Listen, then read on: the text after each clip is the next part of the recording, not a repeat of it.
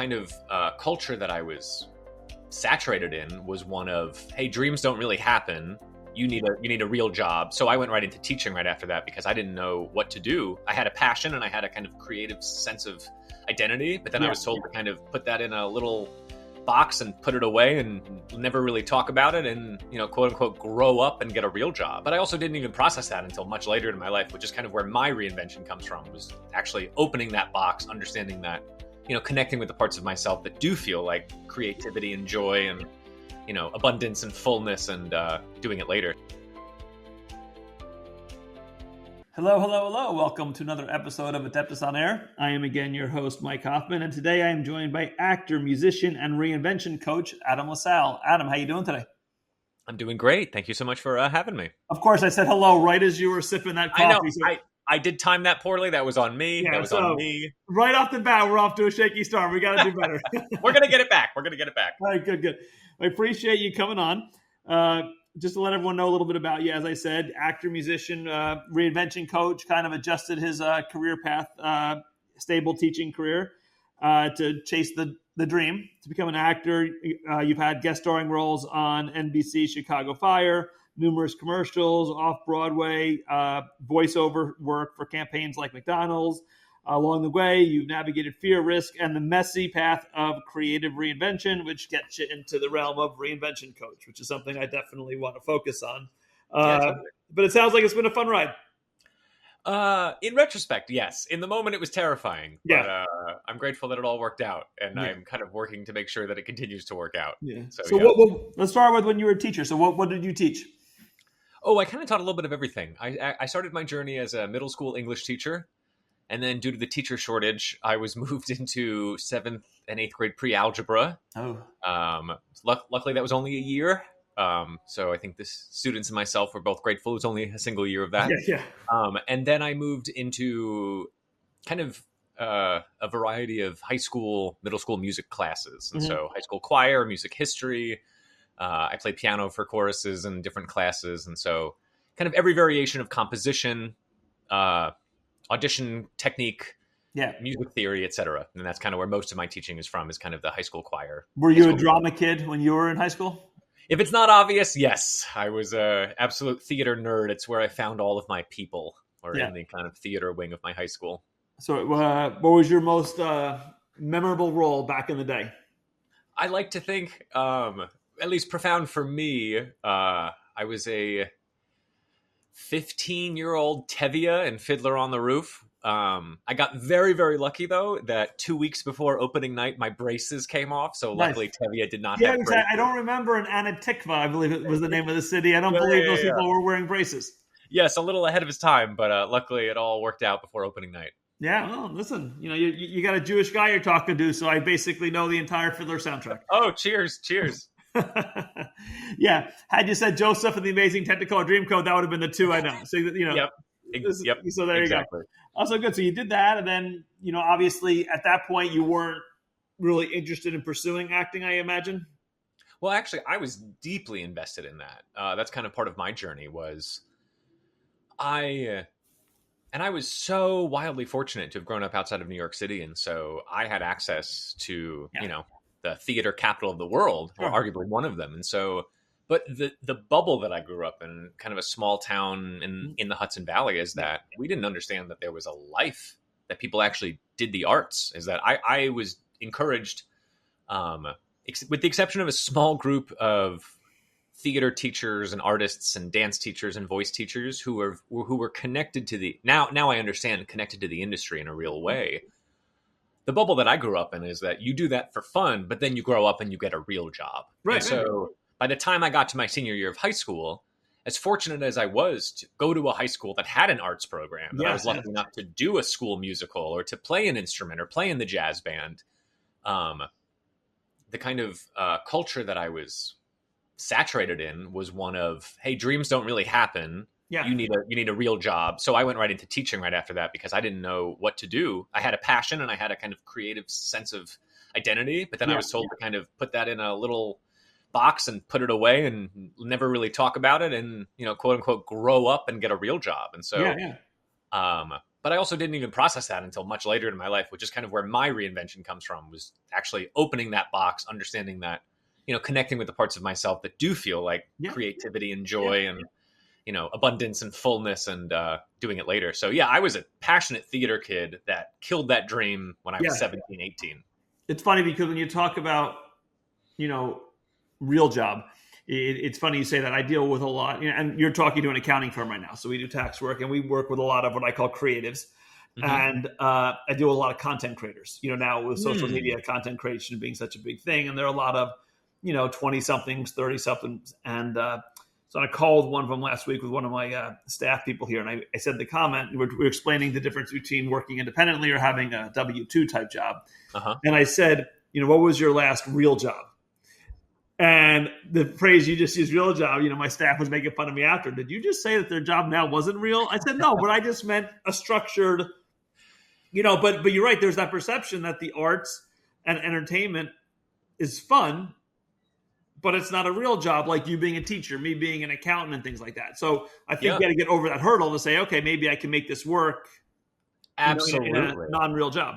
Yeah. And that's one of the things that I like to talk about with a lot of the folks that I work with is that, and I say this as a former public school teacher, is that I know that I was part of the problem. And this is the kind of like the journey that I'm on, is that I think the first step in that is really unlearning, in the sense that you are taught certain things, either consciously or subconsciously. But there's an idea that, you're going to go to this school and you're going to get a degree in this thing and you're going to commit to that for the rest of your life. And I think in short, it's like you're not allowed to change your mind. It's just like you do this thing and you keep doing that thing. And so you have to decide that when you're a child, or essentially a young adult, and then just fully commit to that. Yeah. And that, I know for me, was terribly anxiety provoking, because I know that throughout my 20s and in my early 30s, a lot of it was this idea that, well, what am I going to do if I don't have that real job? Yeah. This is all, a deeply internalized understanding that, well, this is all fun. But at the end of the day, the kind of thinking behind that was that if I'm an actor, if I'm a musician, I'm going to live on the street. There's no way that I'm going to make it. My life's going to be so difficult.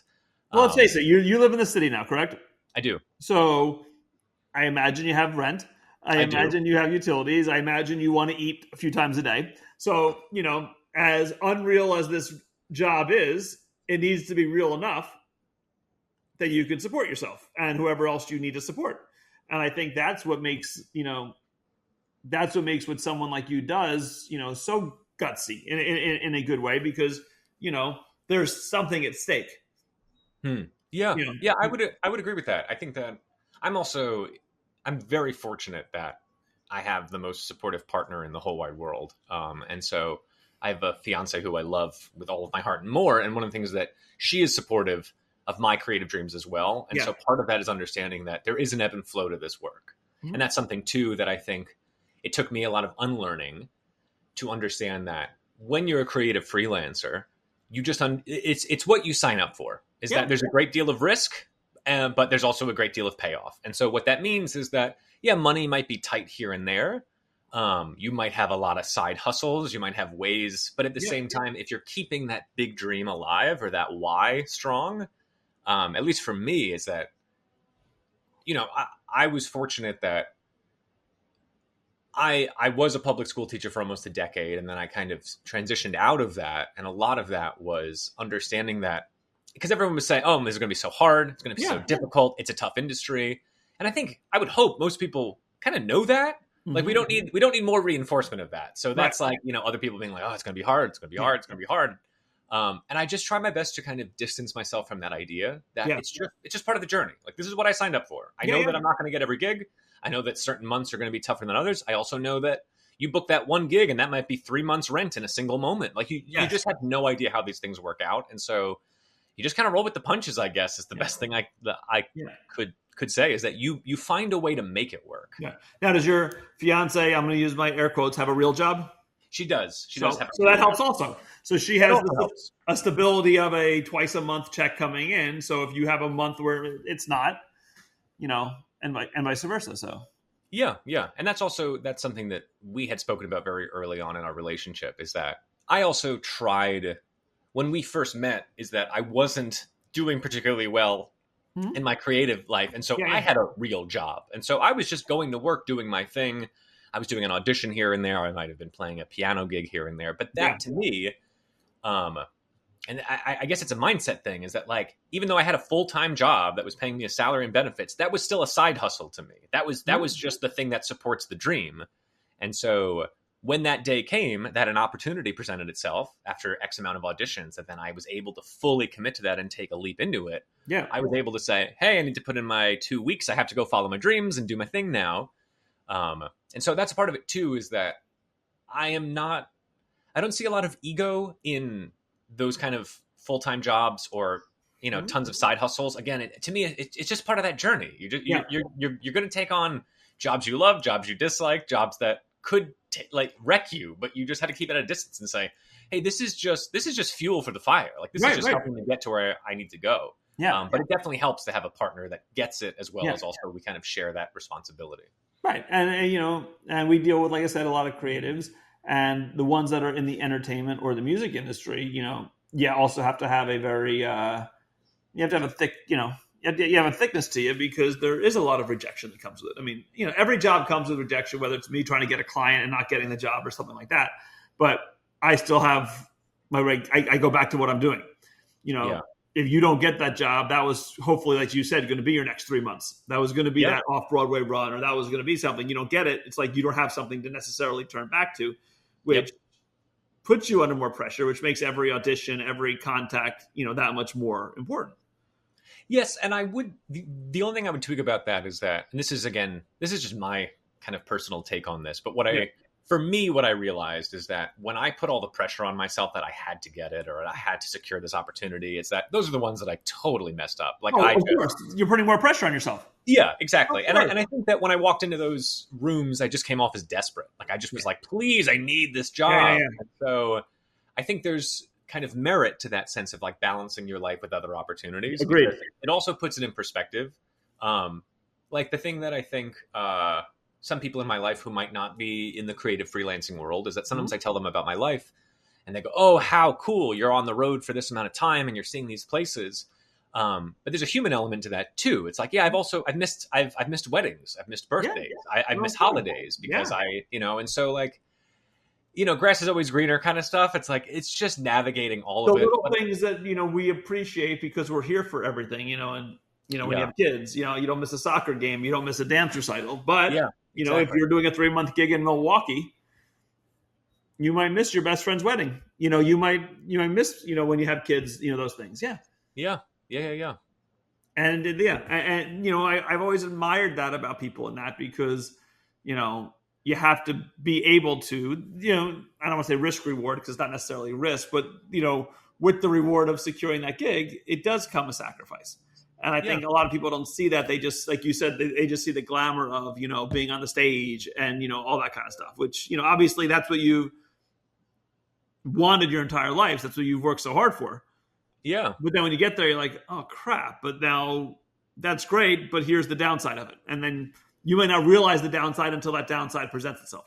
Absolutely. And I would imagine a lot of artists kind of feel that way, is that to both sides, like I think that there's the thing that I've wrestled with most is mostly that like grass is greener, because there are times where I have taken a break from the performing arts, maybe because I was traveling too much. I was away from my loved ones. I was missing too many holidays. And so I made a deliberate effort to say, I'm going to get a 9 to 5. I'm going to sit down and I'm going to be present. And what I found, unsurprisingly, is that I was really craving creativity, and there was a sense of spontaneity to my life and adventure. And so even though I was present at times, I was also daydreaming about a different life. And then there were times where if I was away, I was daydreaming about being home. And so, it's just that constant battle of just reframing and kind of having a conversation with yourself to make sure that you're still in alignment with the things that you want to do. Yeah, right. Yeah, it's a fascinating thing. So you decide to make this move, and obviously you've had, some success. Now, how long ago was this, your transition from teaching? Like, how long ago did you do that? It's funny. I'm kind of on the halfway mark. So like I was in the classroom for about 8.5 years or so, and I'm just about to kind of hit my like 8-year anniversary, kind of fully in the arts as well. Okay. So I've kind of split my adulthood post college between the two. That's great. So you've had some gigs off Broadway. So, talk about those a little bit. Yeah. So you know what? That's a really funny one. I'm going to rewind because that is actually the thing that got me out of teaching. Okay. I was, man, I had some, and again, different people define opportunity and luck. They kind of use these words interchangeably. I genuinely think this is much more on the luck side than like me being prepared for the right, leaving that door open, etc. Yeah. Through a great deal of therapy and understanding kind of that I really wanted to pursue the arts, and that there was something that there was just a rain cloud over me is the way that I like to describe it, that I wasn't quite in a place where I was happy with myself, and I loved teaching, and I loved the students I was working with, and I was trying my best to kind of do the best that I could, but something just felt off. I just kind of had this like rain cloud. And so I went part-time teaching to begin to kind of get my foot wet in this world. Right. And I got really lucky that at the time I was living in Chicago. And if there are any theater fans listening, like actor instrumentalist shows where all the actors are also playing all the instruments was like just beginning to become a thing. It was very inexpensive for a theater that you didn't have to hire a whole pit orchestra. You could just have the actors play the instruments. And as a former high school teacher or high school music teacher, I play a lot of different instruments. And so it was just fortuitous timing that when I would enter the industry, there happened to be a moment that I had a skill set that was a very marketable skill set at that time. Yeah. And so add that the fact that there was a show that I did off Broadway called Spamilton. It was running. It was very successful. It's like a forbidden Broadway, almost Saturday Night Live version of Hamilton. It was doing really well in New York. So they were doing a sit-down production in Chicago. I was teaching in Chicago at the time. And it happened to be that they needed somebody who could play piano, who could music direct, which essentially how I would define is be the choir teacher for adults. You teach all the music, make sure the pit sounds good, etc. And then also do the King George track in the kind of Hamilton spoof. And so they needed someone who like looked like me, who could play the piano, who had a music teaching background. Like there was just kind of this fortuitous, serendipitous. Right. It was like created for you. Yeah. And so I was so fortunate that somebody dropped out last minute, that I got an email on a Friday when I was teaching to say, hey, Adam, can you start on Tuesday? And that was the gig that changed my life. That allowed me to take, because it was paying me enough to pay my bills. It was an open-ended run, which meant that it was going to run for at least a few months and just essentially keep running. And that show ended up running for almost 10 months. And so that was like, that's every actor's dream, is you get to go to like a real, that's where to me, where the gig becomes a real job. That's a real job. It's 6 days a week. It's 6 hours a day. It's just different than what you do. Absolutely. And so that ran for a while. And then because I was so green, this is the thing that I try to embody as much as is that I ask for a lot of help. Is that I think that one of the unlearnings that I had to do was assume that I had to figure it out on my own. And so a lot of what I do is I ask people if they could help me, if they know people who could help me, if I could pick their brain about things. And so my off-Broadway debut was solely because the writer-director of that show, who was a Tony Award-winning writer, I had just asked him if I could pick his brain. And I was like, I don't know what I'm doing. I'm new to this industry. You're obviously talented and amazing. Can you tell me how I can do this? Through a number of conversations, I wanted to visit New York. I was still living in Chicago. And he essentially was like, hey, can you watch my cat? We're like leaving out of town for a bit. And so it just happened to be that I was in New York. I was in his apartment watching his cat, and there happened to be somebody that was out of the show in the New York production of that same show. Who did the King George track. So they were able to just push me into that. And so those are the things that, like, if you just stay open to the opportunities, we're like, you never know where things are going to lead. And so that one, I wish I had some and I nailed the audition and it was perfect. Like, no, I was the runner up, and I could have been the 7th runner up. And it was only because I was in the right place at the right time. And that's okay. And that's the thing too, is that I'm totally fine with that. For a little bit, my ego was bruised because I was like, oh, I didn't really earn it. But at the same time, like, I had done the show in Chicago. I knew it well. They needed somebody in it. They could just plug me in. The show could go on. And so my off-Broadway debut was just because I asked to pick somebody's brain, and then the rest just kind of fell into place. Sometimes you get something because of the unfortunate timing also of someone else. Absolutely. And I love reading these stories. I mean, I don't know if you're a big TV guy, I've watched The Big Bang Theory. So I've seen a few episodes, but I don't know super well. But, ironically, one of the main leads got the job. He was the backup. Like, he didn't get the part, But the main guy who got the part, and it's a CBS show, ABC wouldn't let him out of a contract, and he didn't even have a main role. He was a recurring role on, I think it was like Ugly Betty or something. Like he was a secondary character, and they wouldn't let him out of it. So instead, the role went to Simon Helberg. But again, he got it because someone else just couldn't take it. And think about that. And millions and millions and millions of dollars later, he had the role, and the other guy ended up getting a recurring role in the show, but nowhere to what the extent the leads were. And it's just kind of like, sometimes you could do everything right. Yep. And then, and for the flip side, this guy earned himself a big role on a highly successful show. And then because of something he was very happy about, he couldn't get out of. Yes, exactly. And that, I think, is such a good metaphor for life. It's like if you're just around, like if I hadn't gone part-time at my job and I hadn't started working in audition classes and getting experience and putting myself out there, there's no way that I would have been on the radar for this casting director who would have thought of me when this person dropped out, so in that sense, it's like, some of the creatives and actors that I work with, it's like, I try my best to remind them that, and again, I do think this is an unlearning from our education system, in that sense of like, everything is linear. So you graduate high school, you go to this fancy college that leads to this big job, whatever it might be, that we have an idea that oftentimes young people have a plan that is so like, it has to be this, then this, then this, is that I see it more like a jazz musician. It's like, we have our song, but we're going to improvise, and somebody might scream in the audience, or a set piece might fall, and like, that might be something remarkable that you didn't expect to happen, and that actually makes the best part of the show. And so to just be open to opportunities that there's no way you could foresee, that could literally change your life. Yeah, which is crazy. And so talk about, you're also, which I think is a very fascinating term, you're a reinvention coach. So you've kind of reinvented yourself, obviously. You got help along the way because you seeked it out. But you really didn't go to anyone who's had a job to help you reinvent yourself. You just pieced together information from right places. But then you said, you know what? I have this experience. I went through this journey. I'm guessing this is what your thought process was. And I know I could probably provide help to others who are probably facing the same, crossroad in their life. So kind of talk about the reinvention coach and, what you kind of do to help people. Yeah, totally. I mean, you've summarized it better than I could, actually. It's very much that. Well, let's move on then. Forget it. Well, what's interesting is that, hindsight is 20/20. So when I went into teaching, and again, as much as I loved it, I never quite felt like it was center of the target of what I wanted to do. There was like an element of service. But I always liked helping people. I liked kind of connecting with other people.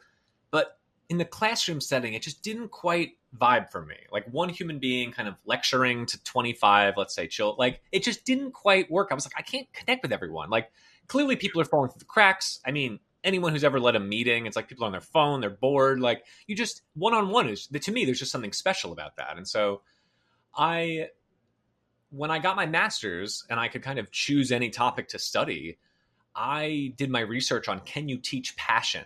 Like I was so fascinated with this idea of like, how do people make those big leaps in their life? Not, subconsciously now it's so clear to me that I was doing me search and not research. I was like, how do I change my life? Right. Yeah, of course.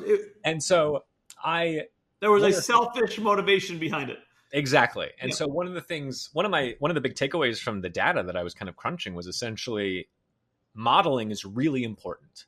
Oftentimes, so the short answer is yes, you can teach passion. Yes, you can teach anything, essentially, is that you can learn. I imagine any parent, any teacher understands that like you teach things without realizing it to some degree, but like you can teach a lot of skill sets. You can teach a lot of things. But oftentimes what is very effective in learning is modeling. And so like the people who had some creative person in their life, and I always give the example that most people, if I ask anybody to think of a teacher that was an influential teacher in your life, most people, and I would imagine, and I would be curious to your answer too, does someone come to mind if I say, who's a teacher that you remember that was like really good at their job? Like who is, do you remember a name or does anything come to mind? Yeah. I mean, there's a few. One would be if you go younger, it would be a second grade teacher, Miss Miller. And then one would be, my high school band director. Okay. Because again, and I think the main reason for him is, when you're with him, you're it's 4 years. So it's not just 1 year. Mm-hmm. So you build a relationship with him, both, personally as well as professionally as a student would be. Totally. Yeah. Yeah. And I will say this, to get off topic, he, and again, I'm out of school 30 something years now. He passed away last year after, he had some health issues over time. And at that point he was, in his mid to late 70s. And you could tell the impact he made, because when I went to the wake, I got there, it was like just say 4 to 6, and I got there at 3:45. And I was already an hour and a half back in line. When I finally got through and I left, the line was around the corner. Yeah. And the people were going to, the wife who I knew, and I was talking to her, I said, "You're going to be here all night." And sure enough, my sister who went, she was at least an hour and a half back in line, and she wasn't even anywhere near the back of the line. Wow. So my thoughts on him and the impact he had was obviously felt by so many other people. Yep. Yeah. That is some clear data. That is a profound teacher. And I imagine a profoundly good teacher, like someone who, obviously very effective. And I think it helps. I think a creative gives you a little more perspective because, again, they're supposed to inspire you, to motivate you. You talk about the passion.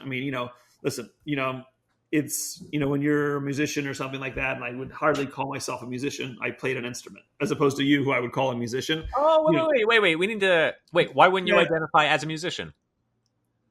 Because my, we'll use your term passion. I didn't care enough. I wanted to do good at it and whatever. I made regions and all that kind of thing. Oh. But I wasn't one who was going to go home and practice for hours, when it's like, it wasn't I didn't love it enough that I was going to commit to being really good. And I don't even mean to become a professional musician. I meant just enough to even be better than, what I was. Like, I was going to be like, all right, listen, I'll go to class every day. I'll do what I need to do. And if I get better, I get better. But it wasn't my objective to get really good. I didn't love it enough where I want to go home and practice for 2 hours. Yeah, totally. Yeah, so that's where I make the distinction. But what made him good is he was able to find a spot that you would maximize how good you can be. So for me, I was a trumpet player who was very average. I get there, and he's like, "Listen, if I move you over here, for marching band to play a mellophone and then a French horn, where I excelled at." When I say excelled at French horn, there wasn't 20. There was 20 trumpet players. There was 2 French horn players. Yeah, and that sounds about right. Yeah, and I was able to develop my niche, and I was able to make regions because I was competing against 20 kids for 12 spots instead of competing with 500 kids for 50 spots. So you kind of put me where I could be the most successful. Yeah, and that again is another great kind of foundation of teaching, is understanding how to kind of bring people how to bring the best out of them. And so a lot of the stuff that I was studying was essentially, how can we do that for other people? Because one of the things that, if I fast forward into my life, my reinvention was, it was also like, it's exactly that. Plus I was fascinated with kind of self-help and self-development and like what it meant to grow. And a lot of that too was like, how do you do these things on your own? To that point of like, I was motivated to make change, but I wasn't motivated enough to actually make the change. I wanted to learn about making change, but I didn't want to apply that because that would be too hard. Right. And so after many years of kind of my own research, reading all these books, therapy, kind of learning all the different ways in which people make sustainable change in their lives, I started embarking on, and also I think part of that too was like the kind of Maslow's hierarchy of like, I was beginning the self-actualization part of it. Like I was someone who, again, if you rewind to like my childhood, I was doodling in class, I was playing instruments, I was singing, like I clearly loved that. Yeah. And so part of that was also getting in touch with kind of like a narrative of my own life and understanding that creativity is just part of me. Like I always admired artists. I liked, similarly, my high school choir teacher and like band teacher were just, they were the coolest people to me, that they were doing this and they were really good at it. And like, so there was something about that I think that also connects to my own journey. And so a lot of the people that I work with, one of the things that I try to do is that reinvention is a big word.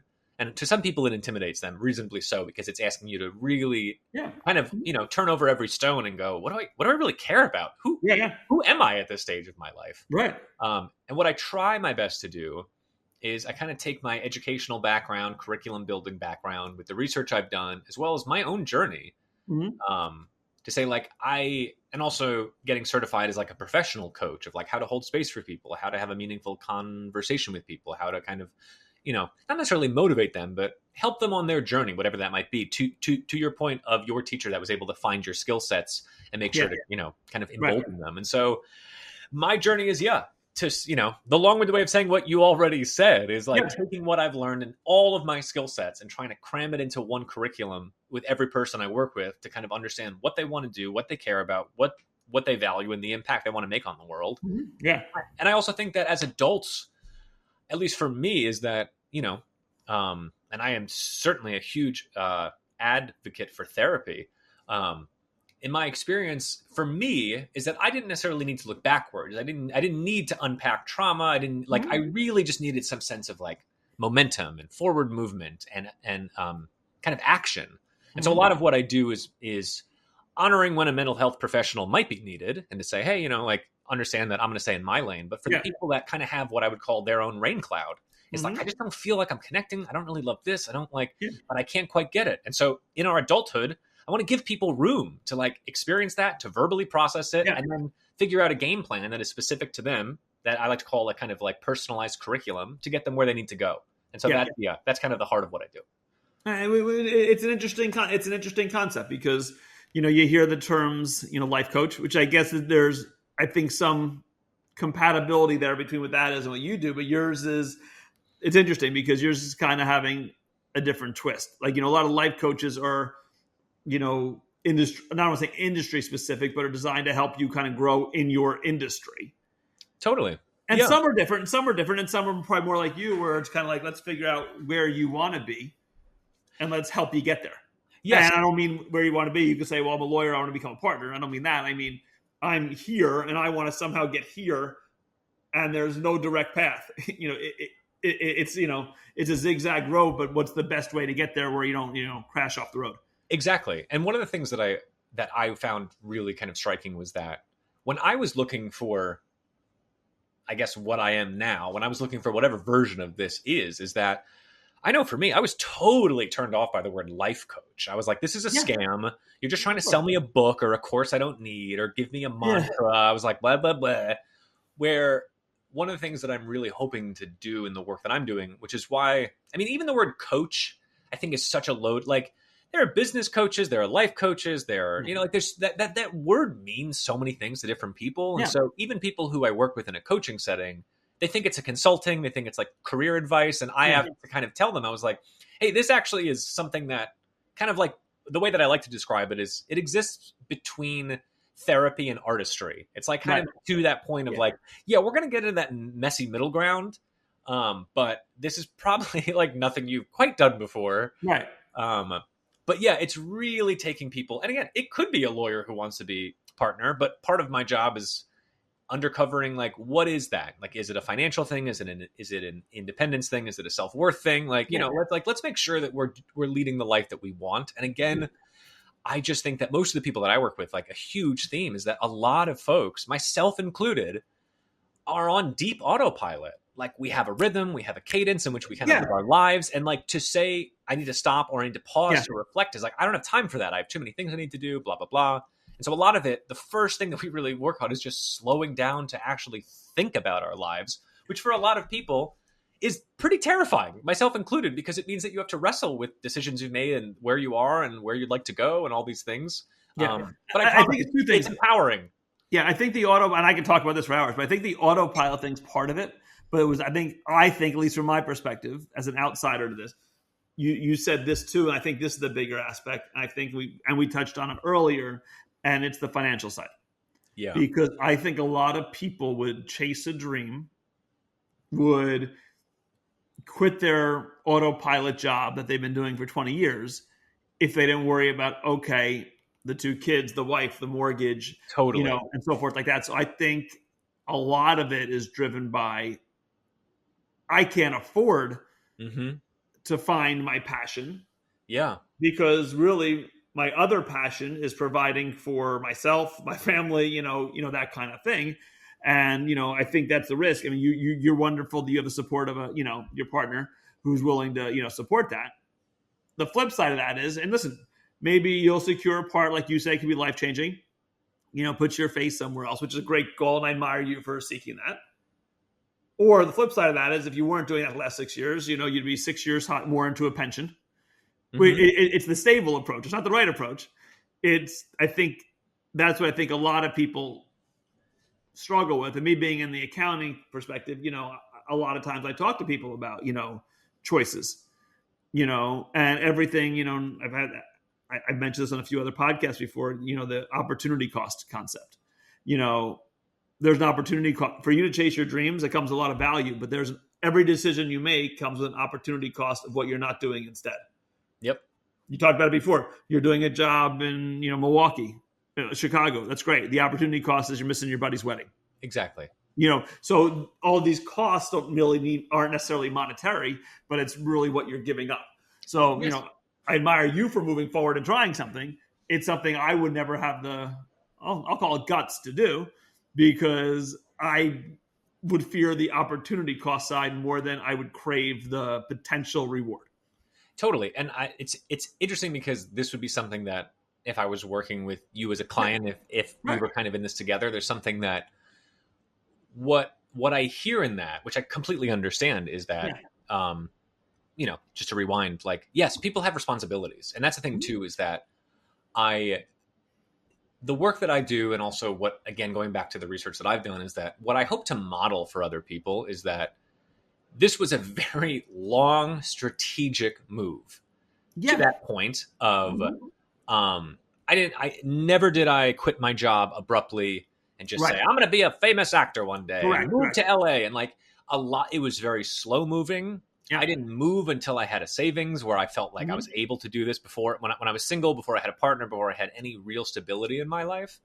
And a lot of that was working with people, again, asking for help, was to say, hey, what are skill sets that you believe I possess and which I could be rewarded for, more so than just kind of a minimum wage job somewhere, which I could do, but like, what are some ways in which I could level up my life financially before I take this leap so I can think about this? And then it was a very slow moving kind of, okay, I've been teaching. It's what I have my degrees and practice in. Can I keep teaching? And that was oftentimes the things that I returned to. So even if I was doing a show at night, during the day, I would teach and I would, kind of tuck that money away because I knew that after that contract, I would want to move, so like there's a lot of things, and I'm not qualified to necessarily give career advice, but I just know for me, a lot of that was like, I think sometimes people associate kind of a creative life with almost like a recklessness, or like, I'm just going to go after it, and like what I hope to model in a lot of the people in my circle. And I think this goes back to modeling as an exposure thing, is that when you see people puzzle piece their life together, there are people that are making, I would say a comfortable living, following their dreams, but they're being really strategic about it. And so in that sense, I also want to give full room for the idea that if stability is the priority for you, then like, I want that to be your truth and your value. You know what I mean? Yeah. It's what your ultimate objective is. Yeah. But also I would respectfully challenge the idea that, how is that idea kind of keeping you in a place if you do wish for more, and that's something that we could talk about if we work together, but it's something that I would be interested in to know kind of like what is influencing those thoughts. Yeah, of course. And kind of giving room for those thoughts to breathe a bit. Yeah, very interesting. So how can people find you across, platforms? You can go to my website, adamlasalle.co, just co, not com, and adam.lasalle on Instagram. Those are the two biggest ways to kind of reach out. Perfect. Well, listen, I appreciate it. Some fascinating stuff. And, I look forward to seeing you at the Tonys, Emmys, Grammys, or somewhere along the way. Thank you so much. I really appreciate it. All right. Have a good day, everyone. Thanks for listening to Adeptus On-Air. If you like this episode, please subscribe and leave a review. The views and opinions by the podcast speakers and guests are solely their own and do not reflect the opinions of Adeptus. This podcast provides general information only and is not intended to constitute advice.